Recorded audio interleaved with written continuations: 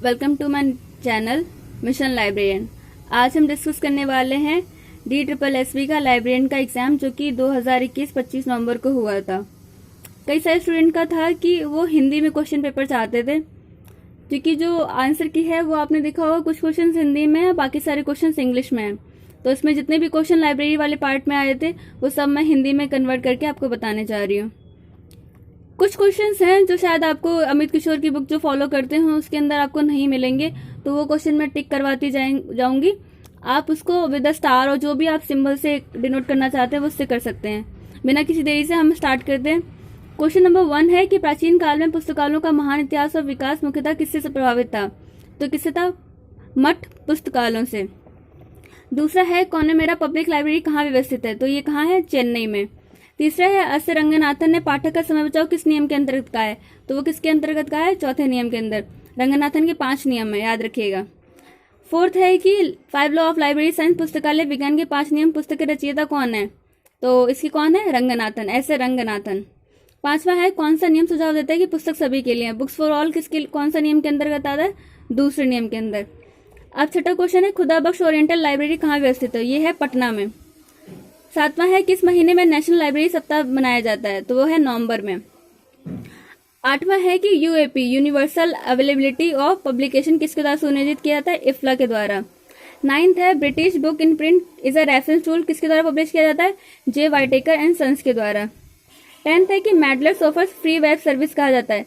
तो ये देखिए मैंने स्टार मार्क्स से कर रखा है, मतलब कि ये क्वेश्चन आपको अमित किशोर की प्रैक्टिस सेट पे नहीं मिलेगा। तो ये क्या है? पबमेड। 11th है फर्स्ट सेक्रेटरी ऑफ एलए कौन है? Melville Davy. 12th है कि यूसी की नेशनल लाइब्रेरी का नाम क्या है? Library of Congress.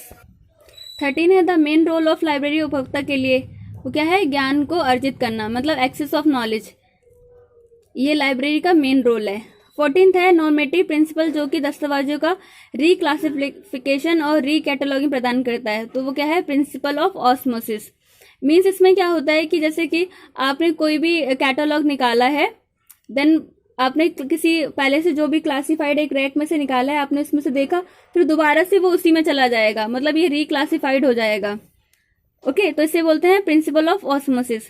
15th है the year of 1876 to have made a distinct epoch in the progress of library movement. मतलब कि 1876 में क्या था कि एक अच्छा सा प्रोग्रेस किया था लाइब्रेरी वाले मूवमेंट में। तो वो कहाँ से हुआ था? अमेरिका द्वारा। 16 है are software allowing cross referencing between related section by text and other. तो उसे क्या बोलते हैं? Hyper text. 17वां है कि महाराजा सियाजीराव गायकवाड़ ने बड़ौदा में पुस्तकालय की व्यवस्था करने के लिए किसे बुलाया था? WA वार्डन को बुलाया था। 18th है लाइब्रेरी वर्किंग आवर्स जो है वो कौन से नियम के अंतर्गत आते हैं? फर्स्ट लॉ के अंतर्गत आते हैं। 19th है कि पुस्तकालय विज्ञान के 5 नियम को कब पब्लिश किया गया था? तो ये कब किया गया था? 1931 में। 20वां है क्या है जो पाठक का समय बचाने में सहायता करता है? तो वो है स्टैक रूम गाइड।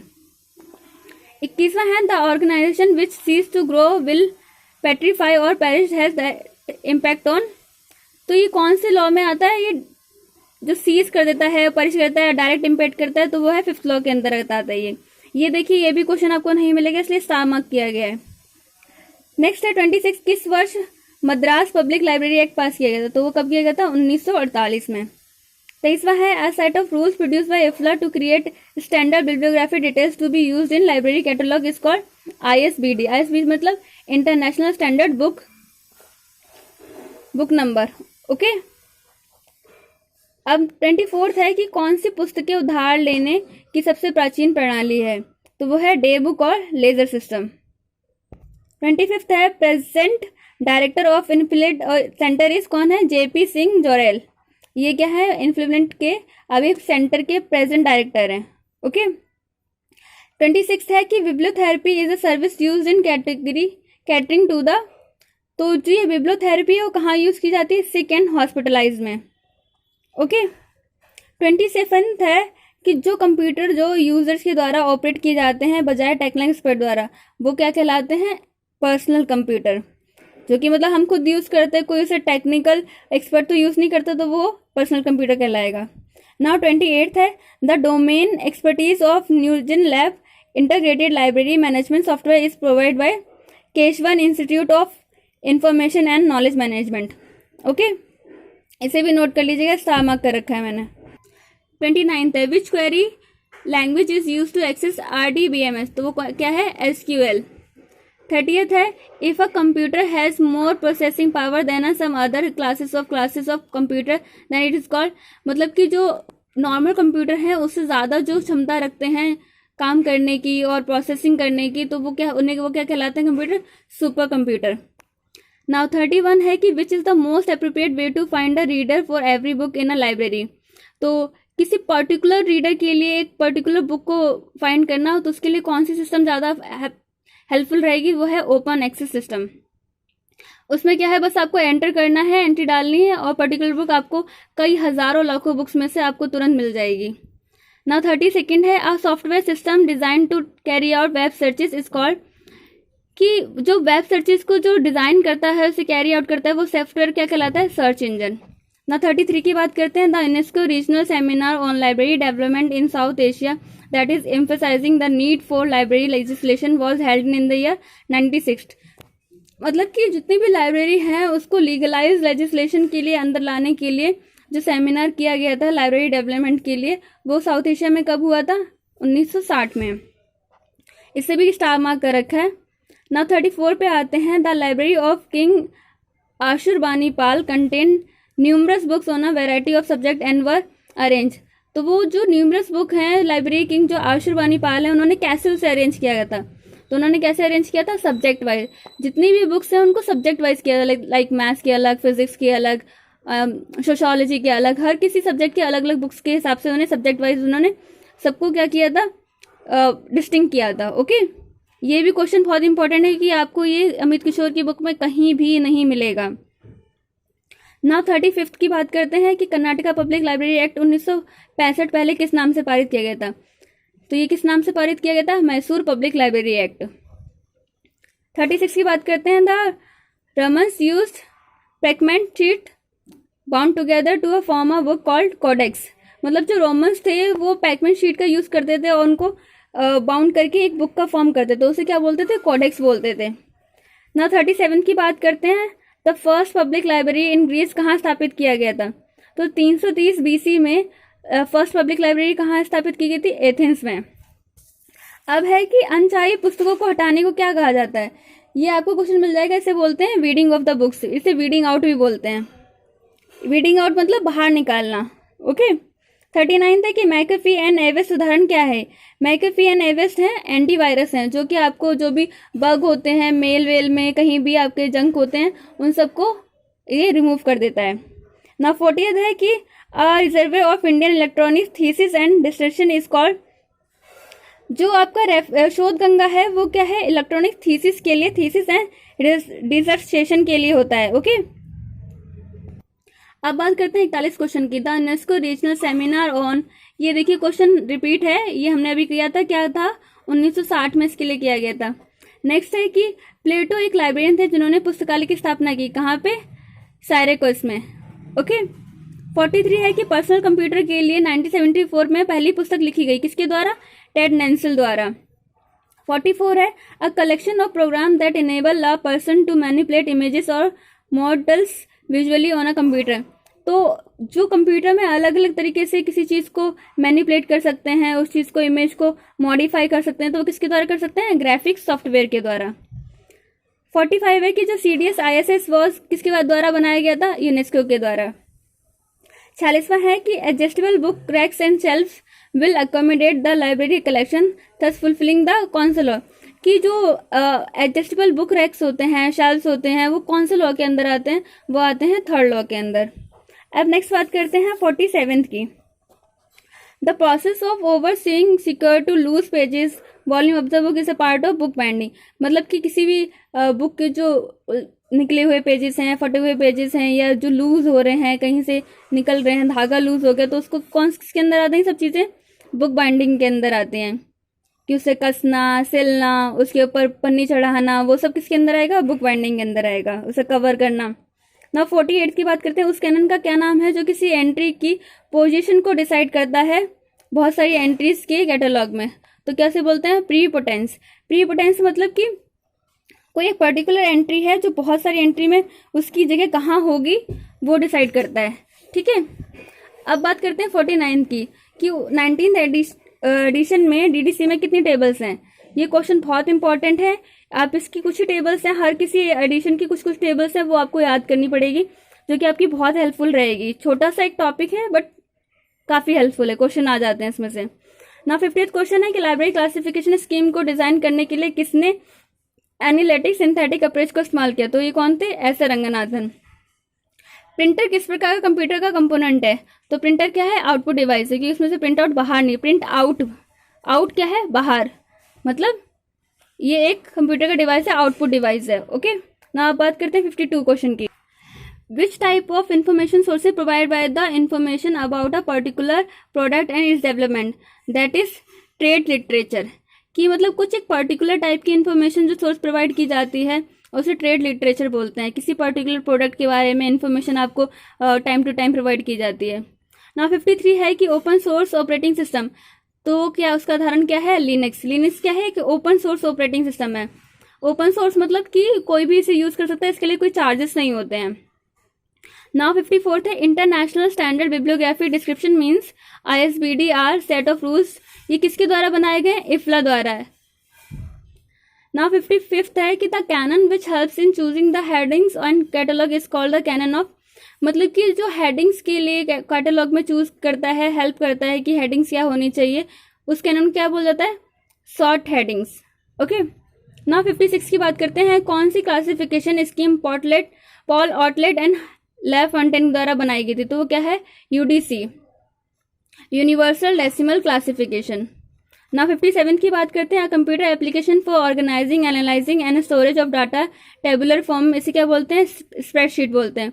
मतलब कि कंप्यूटर की वो कौन सी एप्लीकेशन है जिसमें क्या बोलते हैं, डाटा को स्टोरेज कैसे किया जाएगा, उसे कैसे एनालाइज किया जाएगा टेबुलर फॉर्म में, तो उसे स्प्रेडशीट बोलेंगे। ओके, ना 58 की बात करते हैं। In which year national knowledge NKC मतलब नेशनल नॉलेज कमीशन फॉर्मुलेटेड, किस साल बना था? ये 2005 में बना था।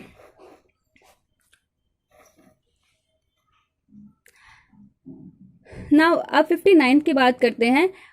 One of the main contribution of CA Cutter 1879 is annotation of 1837 से लेके 1903 का जो उन्होंने जिस चीज के लिए काम किया था वो था rules for printed dictionary catalogue.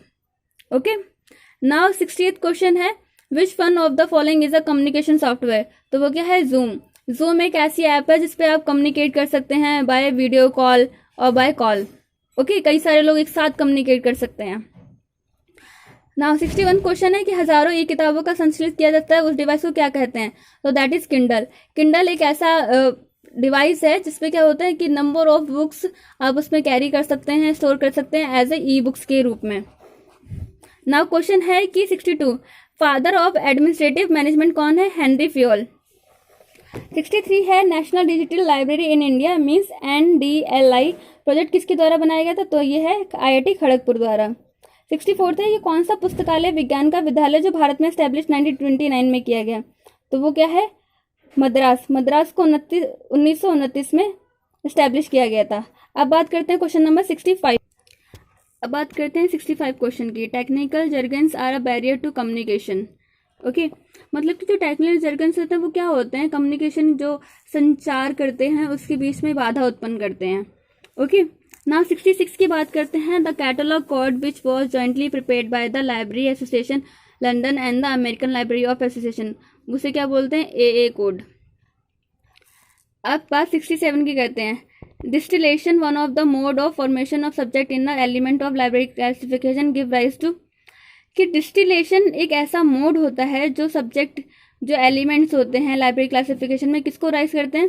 Primary basic subject, जैसे कि साइंस, मैथ, ये क्या है? प्राइमरी बेसिक सब्जेक्ट्स हैं।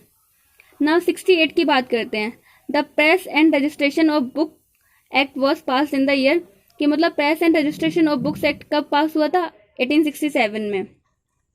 अब 69 की बात करते हैं। When the isolate idea belonging to the same array of facet are in a relation with the each other idea then it is a call, कि एक आइसोलेट आइडिया है जो कि सेम एरी और फेसेट में बिलोंग करता है, तो वो क्या होगा?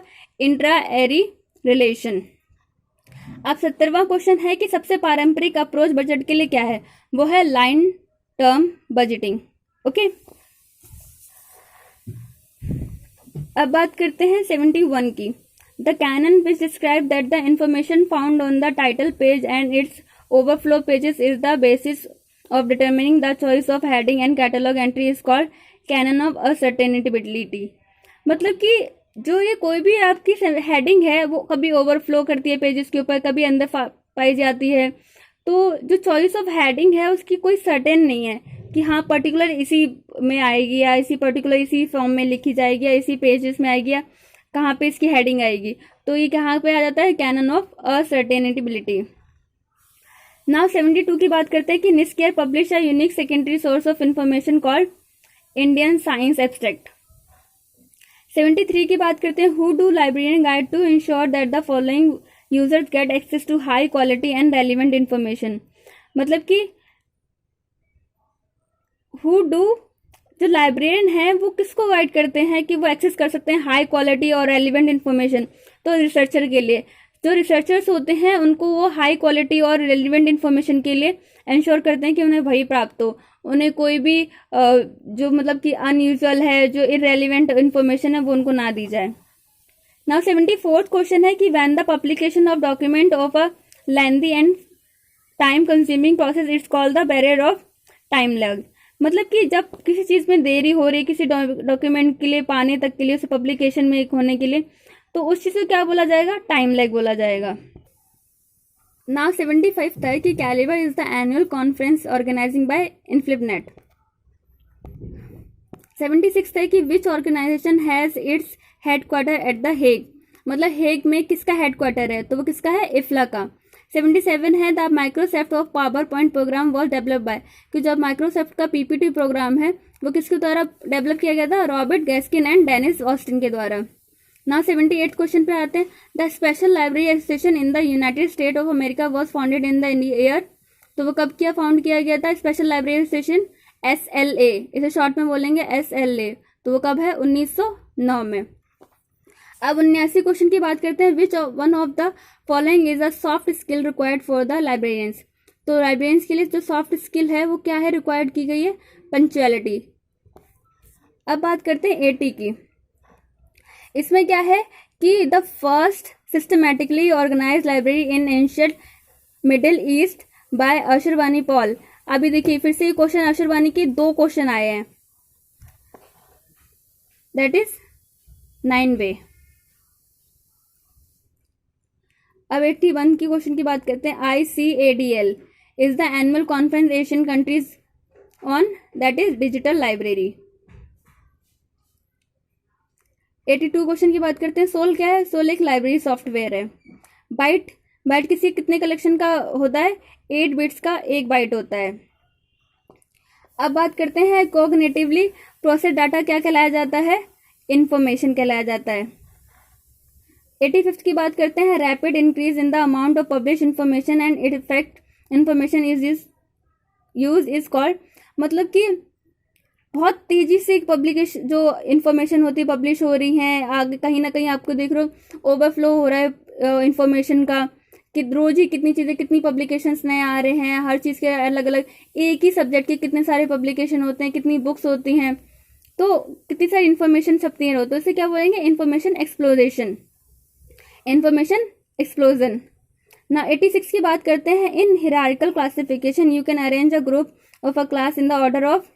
जो हिरार्किकल मतलब कि पहले छोटा फिर बड़ा, या उसके अंदर जैसे कि अब हम किसी चीज़ की बात करते हैं, जैसे कि पहले गांव आता है, फिर ब्लॉक आता है, फिर उसके बाद क्या होता है, तहसील आती है, फिर जिला आता है, ऐसे करके एक हिरार्किकल में है, एक सीक्वेंस में है। तो इसमें कैसे इसे ऑर्डर किया जाता है, सक्सेसिव सब डिवीजन के द्वारा।